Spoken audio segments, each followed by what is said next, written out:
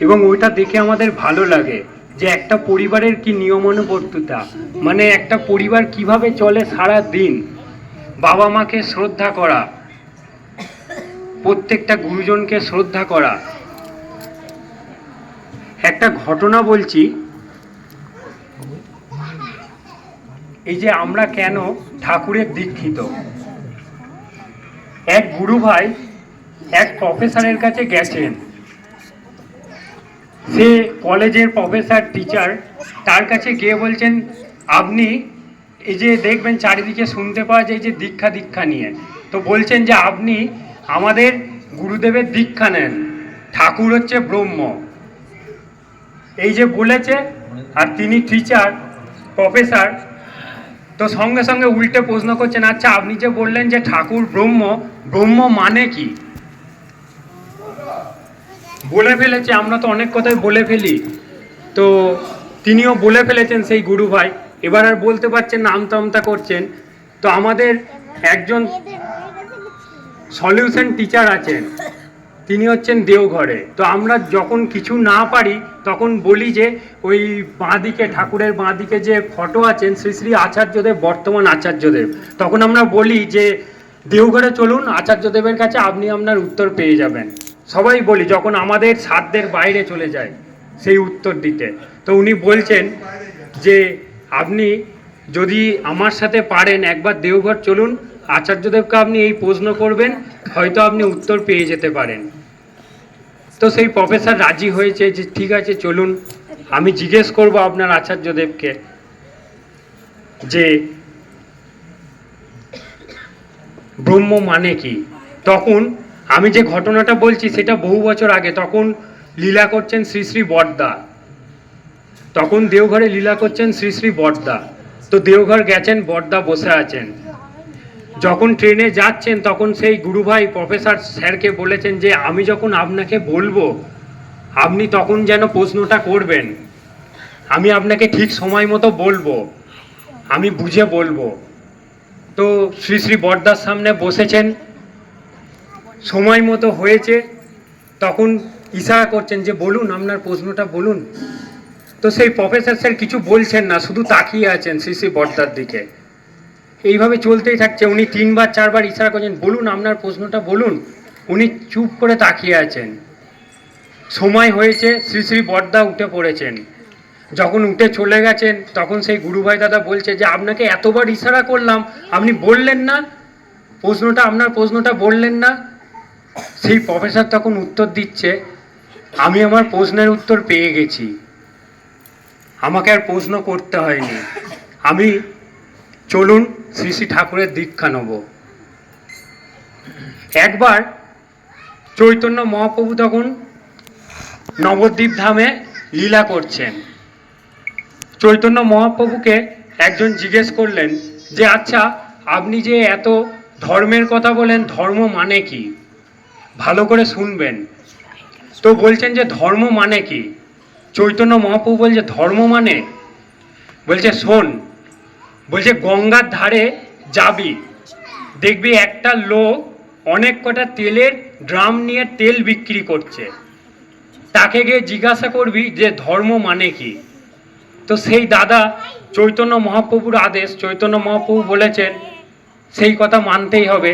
তো সেই দাদা সেই জিরাম বলেছিল যে রোগা লম্বা করে একটা দেখবি একটা লোক তেল বিক্রি করছে, সেই খুঁজতে খুঁজতে এসে সে দূর থেকে দেখছে যে সেই লোকটা চরম চামার, আমরা যাকে বলি চামার, তো মানে সেই তেল দিচ্ছে, তো এমন তেল দিচ্ছে যেটুকুনি দাম একটুও কম নিচ্ছে না, যতটা তেল ততটাই টাকা নিচ্ছে, একটুও কম নিচ্ছে না।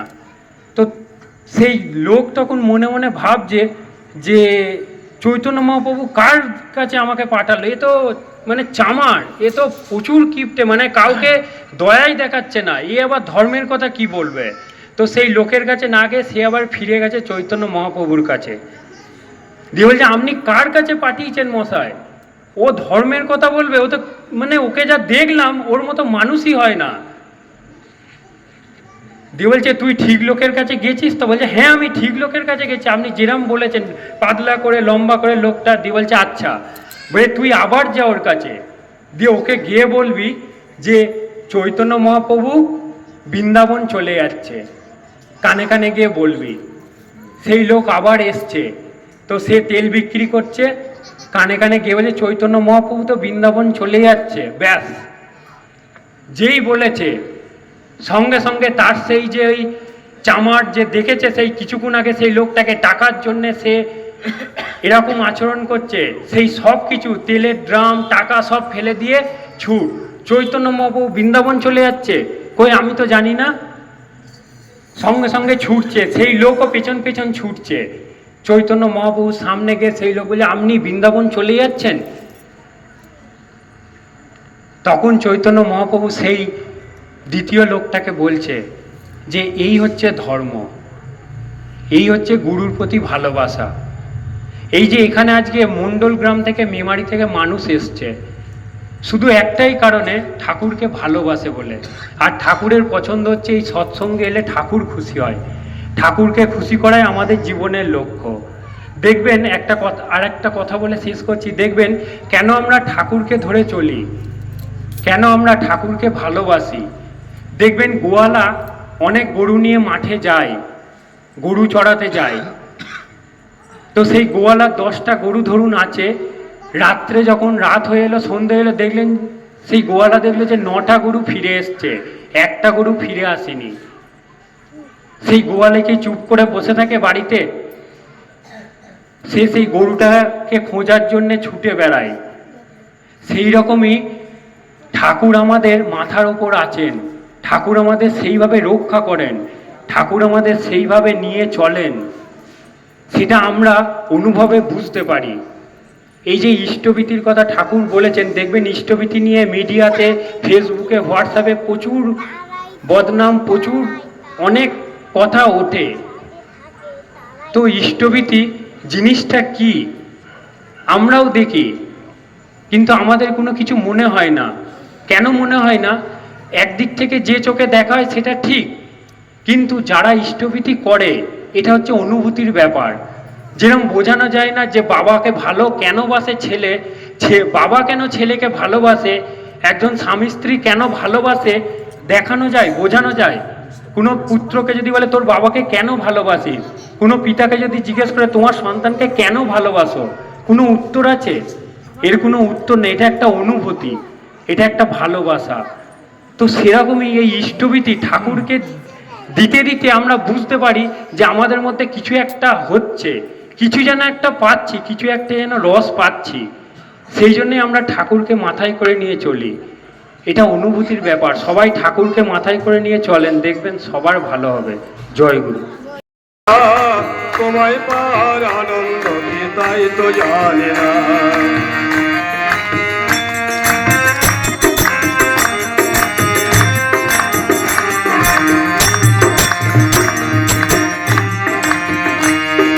চিনির বোঝা বহন করে বুঝবে ওষুধ কেমন করে, চিনির বোঝা বহন করে বুঝবে ওষুধ কেমন করে, তারা একটু যদি মুখে দিত রসটি হতো জানা, তোমায় পার আনন্দ তাই তো জানে না, তোমার কথা বলে যারা তোমায় মানে না, তোমায় পার আনন্দ তাই তো জানে না।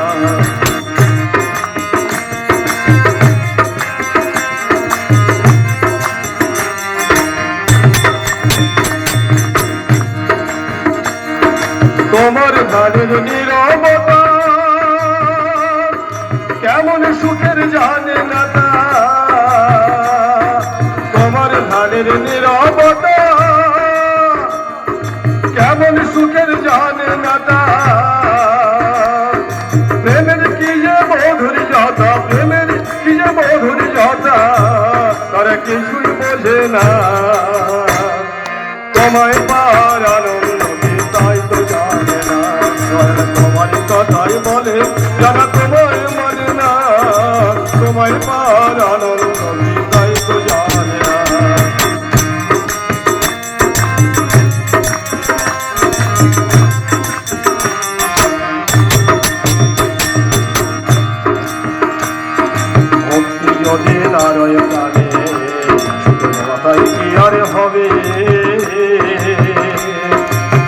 কথাটাই সই করি কেউ বোঝে না ভাবে মনে কেউ বোঝে না ভাবে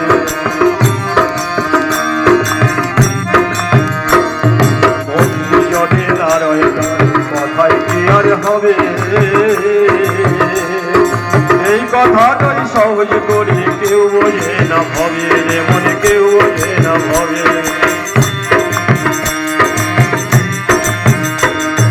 তোমায় ভালোবাসলে প্রাণে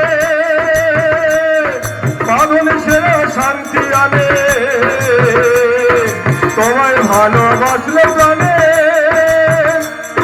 বাঁধন সেরা শান্তি আনে